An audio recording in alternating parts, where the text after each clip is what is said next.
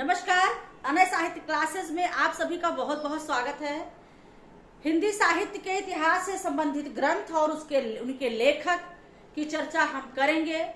चूंकि पिछली कक्षा में आचार्य रामचंद्र शुक्ल के हिंदी साहित्य के इतिहास जो 1929 में लिखा गया वहां तक की चर्चा हुई थी, उसके पहले तक, जिसमें कि सबसे पहला ग्रंथ बताया गया कि तासी ने लिखा है फ्रेंच भाषा में।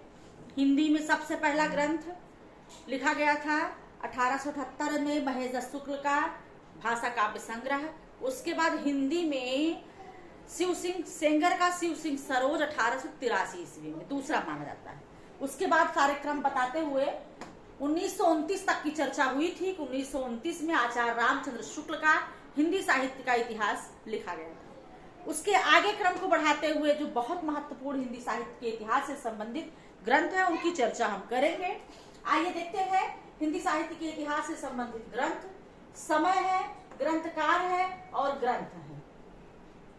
समय है 1930 ईस्वी में।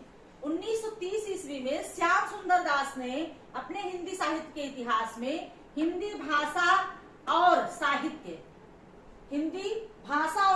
लिखा। जो हिंदी साहित्य से संबंधित इनका ग्रंथ है हिंदी भाषा और साहित्य, श्याम सुंदर दास का 1930 में आया है। अगला है 1930 ईस्वी में सूर्यकांत शास्त्री का ग्रंथ है हिंदी साहित्य का विवेचनात्मक इतिहास। हिंदी साहित्य का विवेचनात्मक इतिहास सूर्यकांत शास्त्री का, ये भी 1930 में लिखा गया। 1931 ईस्वी में रमाशंकर शुक्ल रसाल का हिंदी साहित्य का इतिहास लिखा गया। 1931 में रमाशंकर शुक्ल का रसाल का क्या लिखा गया? हिंदी साहित्य का इतिहास। 1934 ईस्वी में कृष्ण शंकर शुक्ल ने आधुनिक हिंदी साहित्य का इतिहास लिखा। क्या लिखा? इन्होंने आधुनिक हिंदी साहित्य का इतिहास कृष्ण शंकर शुक्ल ने 1934 में लिखा। आगे 1938 में राम कुमार वर्मा हिंदी साहित्य का आलोचनात्मक इतिहास लिखा। कब? 1938 में। बहुत महत्वपूर्ण प्रश्न है, ये समझ लीजिए। 1938 में राम कुमार वर्मा का हिंदी साहित्य का आलोचनात्मक इतिहास लिखा गया। और 1939 ईस्वी में इंद्रनाथ मदान ने मॉडर्न हिंदी लिटरेचर लिखा। क्या लिखा? मॉडर्न हिंदी लिटरेचर इंद्रनाथ मदान 1939 ईस्वी में लिखते हैं।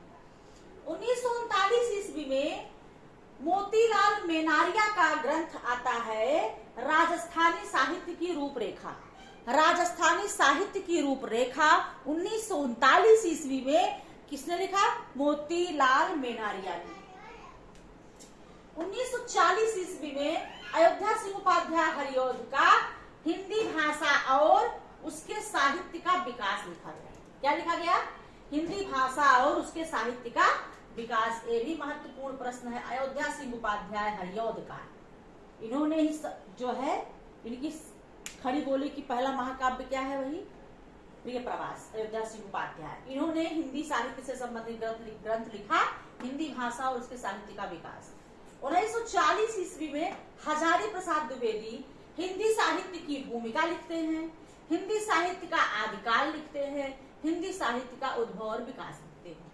ये हिंदी साहित्य पर से संबंधित इनके 3 ग्रंथ हैं। हिंदी साहित्य की भूमिका हजारी प्रसाद द्विवेदी, हिंदी साहित्य का आदिकाल हजारी प्रसाद द्विवेदी, हिंदी साहित्य का उद्भव और विकास हजारी प्रसाद द्विवेदी। 1940 में इनके ग्रंथ हैं।